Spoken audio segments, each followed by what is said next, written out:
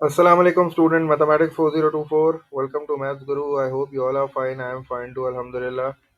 Students, this is a question from the past paper on the topic of further trigonometry.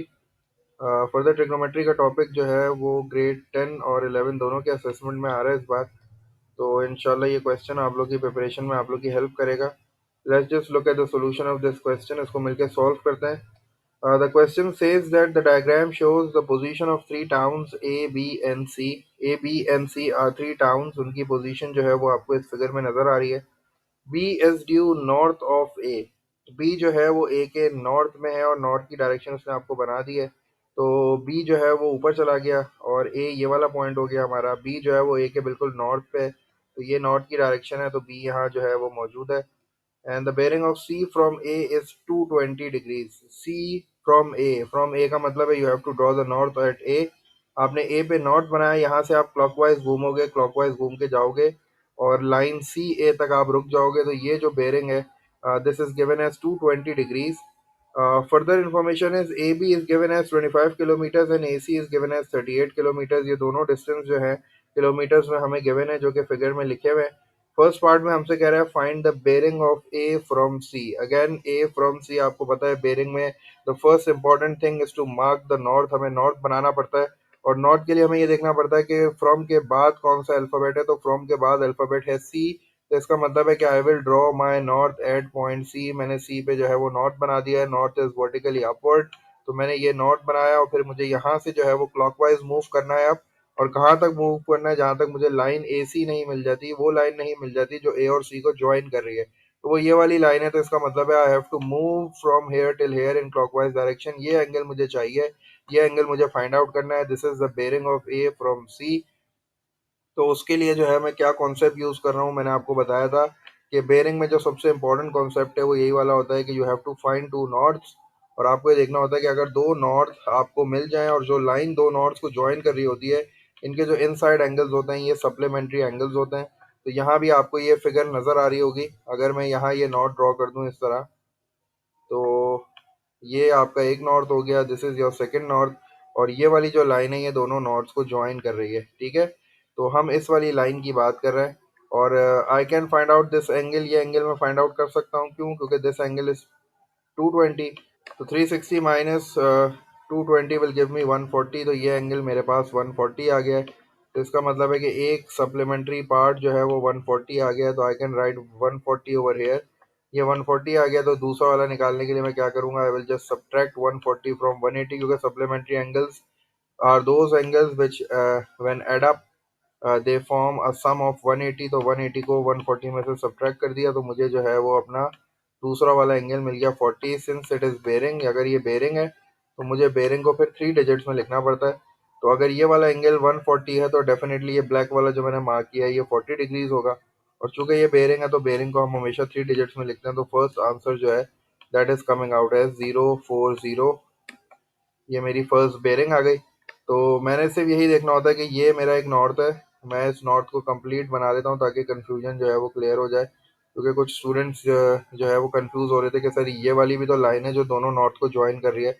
तो मैं अभी इस line की बात नहीं कर रहा, सिंस मुझे ये कंप्लीट एंगल चाहिए तो मैं इस वाली लाइन की बात कर रहा हूँ। तो ये वाली लाइन के एक एंड पे मैंने नॉर्थ ये बना दिया, ये मेरा नॉर्थ एक हो गया। और ये इस लाइन के दूसरे एंड पे ये वाला है, तो यहाँ एक नॉर्थ है, तो ये एक एंगल हो गया और दूसरा एंगल ये हो गया। दिस इज 140, तो ये 180 माइनस 140 हो जाएगा, मतलब 40 डिग्रीज आ जाएगा। तो 40 डिग्रीज जो है ये मेरा आंसर आ गया।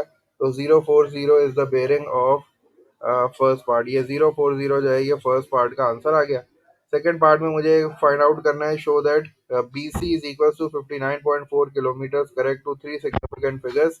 बी सी ये वाली लाइन है, ये डिस्टेंस मुझे फाइंड आउट करना है।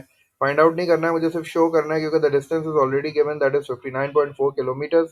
सो I have to show that the distance of B C is coming out as 59.4 kilometres. तो मैंने ये देखा कि यहाँ अपना मैंने ट्राइंगल बनाया इस तरह, और मैंने ये देखा कि मुझे इस ट्राइंगल में क्या क्या चीज़ें पता है। ये मैंने ट्राइंगल निकाल के बना दिया। ये वाला एंगल जो है मुझे गिवन है 140 डिग्रीज, मुझे पता है, मैंने फाइंड आउट किया हुआ है। और इसके अलावा जो है मुझे दो साइड्स पता है, तो ये मैंने 140 लिख दिया। और उसके बाद जो है वो फर्स्ट साइड इज 25, ये 25 हो गई। और ये वाली साइड जो है 38 है, तो ये 38 हो गई। तो मुझे जो है वो ये वाली साइड फाइंड आउट करनी है जो BC है। तो since I know one angle and two sides और ये एंगल इंक्लूडेड एंगल है, इसका मतलब है कि मैं कोसाइन रूल यूज करूंगा, क्योंकि कोसाइन रूल उस वक्त यूज होता है जब एक इंक्लूडेड एंगल वो एंगल होता है जो दो गिवन साइड्स के बीच में बन रहा होता है। तो ये दो गिवन साइड्स है मेरे पास 25 और 38, और ये जो 140 का एंगल है ये इन दोनों के बीच में बन रहा है, इसका मतलब है this is the included angle. So I can use cosine rule के लिए मुझे BC फाइंड आउट करनी है, तो मैं BC से स्टार्ट करूंगा। BC स्क्वायर हो जाएगा, क्योंकि कोसाइन रूल में स्क्वायर आता है। और फिर इसको अप्लाई करने का तरीका ये होता है कि BC के अलावा जो दो साइड्स हैं आप उनसे स्टार्ट करते हो। आपने उनसे स्टार्ट किया, आपने 25 का स्क्वायर लिया, और फिर आपने प्लस का साइन यूज़ किया, और फिर आपने 38 का स्क्वायर लिया, क्योंकि यही दो साइड्स थी जो आपको गिवन थी। और उसके बाद फिर माइनस का साइन आता है, फिर आपको माइनस का साइन लगाना है, फिर 2 आता है, और उसके बाद ब्रैकेट में यही दो साइड्स आती हैं जो आपने सबसे पहले लिखी हैं। तो एक 25 आ गई ब्रैकेट में, एक 38 आ गई ब्रैकेट में। और उसके बाद चूंकि ये कोसाइन रूल है तो कॉस तो आएगा ही आएगा इसमें, और कॉस ऑफ द एंगल आता है, जो कॉस इंक्लूडेड एंगल आपको दिया हुआ है, तो मैं वो यहाँ लिख लेता हूँ, कॉस 140 हो जाएगा। जब आप इसको कैलकुलेटर से सॉल्व करोगे तो आपका जो आंसर आ रहा होगा वो 59.36 आएगा। और अगर आप उसको राउंड ऑफ कर दोगे, आपको स्क्वायर रूट भी लेना है, don't forget to take the square root, क्योंकि ये BC स्क्वायर है तो आप स्क्वायर रूट भी लोगे। और जब आप स्क्वायर रूट लोगे तो आपका फाइनल आंसर जो है वो 59.4 आ जाएगा। जल्दी से इसको एक बार कैलकुलेटर से भी कर लेते हैं, क्योंकि कैलकुलेटर पर थोड़ा टाइम लगता है, इसलिए मैंने जल्दी से जो है वो पहले ही सॉल्व करके रख लिया था। तो 59.4 इज योर आंसर, जो कि मुझे शो करना था और मैंने इसको शो कर दिया। इसे नेक्स्ट वाले पार्ट पे चलते हैं। नेक्स्ट वाले पार्ट की मैं बेरिंग बनाता हूँ, बेरिंग को मार्क करते हैं, फिर उसको फाइंड आउट करेंगे, क्योंकि लास्ट पार्ट में we have to find the bearing of C from B का मतलब है कि मुझे B पे नॉर्थ बनाना है, जो कि मैं पहले से बना चुका हूँ। मैं इसको ब्लू से कर देता हूँ ताकि जो है वो मुझे समझ में आ जाए, दिस इज माई नॉर्थ। और चूंकि मुझे C तक जाना है, मतलब लाइन BC तक जाना है, तो ये वाली मेरी लाइन है, और मुझे क्लॉकवाइज आना है, तो इसका मतलब है I need to find this complete angle. ये कंप्लीट एंगल मुझे फाइंड आउट करना है, क्योंकि ये तो पूरा नॉर्थ है, ये तो स्ट्रेट लाइन है, तो ये तो एंगल 180 हो जाएगा। अगर मैं ट्राइंगल का ये वाला एंगल फाइंड आउट कर लूँ तो मैं इसको 180 में ऐड कर दूंगा, तो मुझे पूरी ये ब्लू वाली बेरिंग मिल जाएगी। तो सबसे पहले मैं ये वाला एंगल फाइंड आउट करता हूँ ट्राइंगल में, और ट्राइंगल जो है वो दोबारा बना लेता हूँ। ट्राइंगल को यहाँ बना लेता हूँ दोबारा।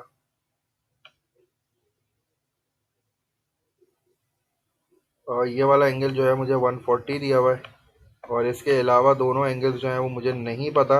लेकिन फॉर्चुनेटली अब मेरे पास तीन साइड्स हैं, तो ये वाला एंगल मुझे फाइंड आउट करना है। अगर ये मुझे मिल जाए तो मैं 180 ऐड कर लूँ, मुझे बेरिंग मिल जाए। और ये वाली साइड जो है this is 25 and this is 38, और ये वाली साइड मैंने अभी जो है वो प्रूफ किया है कि this is coming out as 59.4। तो अब मेरे पास तीनों साइड्स हैं, I can use cosine rule.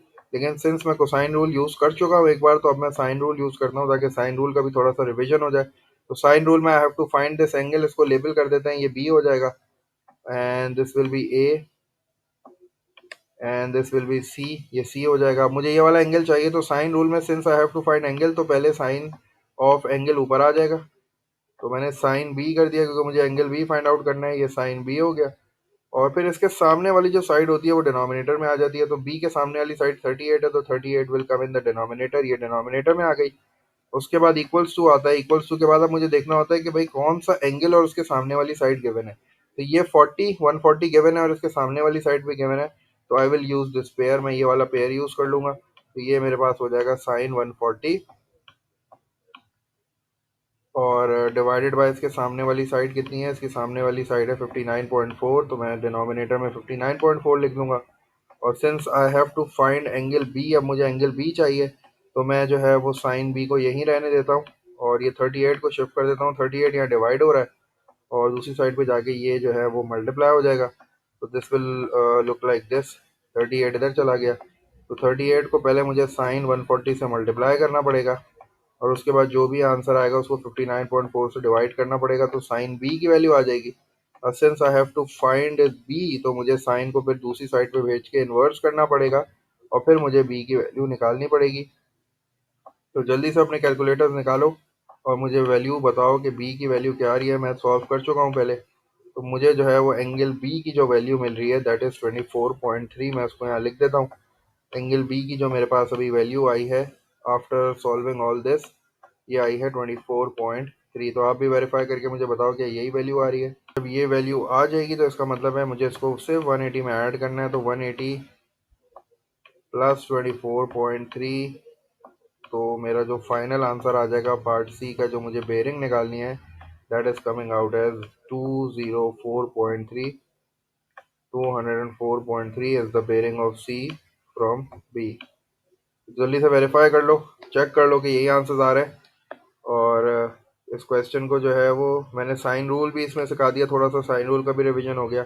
और हमने इसमें कोसाइन रूल भी देख लिया। कोसाइन रूल जो है वो एंगल्स का अलग फॉर्मूला होता है और साइड्स का अलग फॉर्मूला होता है। ये वाला मैंने साइड्स के लिए यूज़ किया है, एंगल्स का थोड़ा सा डिफरेंट फॉर्मूला है। इंशाल्लाह I will try to solve some more questions on bearing, उसमें कोसाइन रूल एंगल वाला भी रिवाइज करा दूंगा। और साइन रूल में बड़ा सिंपल होता है, जो एंगल जब आपको फाइंड आउट करना होता है तो न्यूमरेटर में आप साइन ऑफ एंगल रखते हो। जब आपको लेंथ फाइंड आउट करनी होती है तो आप न्यूमरेटर में वो लेंथ रख देते हो, साइन ऑफ एंगल डिनोमिनेटर में चला जाता है।